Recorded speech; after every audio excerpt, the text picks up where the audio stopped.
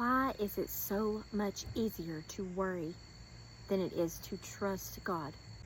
Worry comes from our constant need to control everything. Control is a big form of spiritual warfare that I just discovered this year.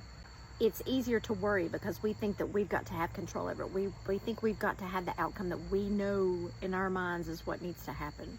When the one thing we're supposed to do, instead of worrying, it doesn't matter what it's about, give that problem to God. Talk to God about it. He may fix it himself without you having to do a thing, or he may tell you exactly what needs to be done.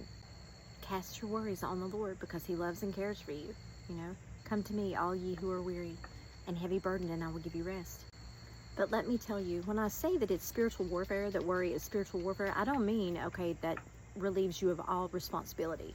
Because when we are faced with spiritual warfare, when we are faced with temptation, we're supposed to go to God for the strength. And he will make a way for us to resist the temptation, or he will help us fight. He will fight that spiritual battle if we pray for it. So calling something Satan is doing, or calling something spiritual warfare, is not releasing anyone from any responsibility.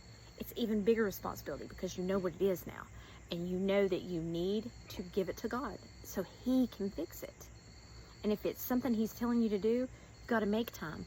Separate your time with everything else to where you can just be still and sit with God and ask him to show you if there's something that you need to be doing, or if you just need to sit still and let him handle it. When you worry about something, you still have control. You're not releasing it to God. That's why you worry about it. When you submit to God, you let go of that worry.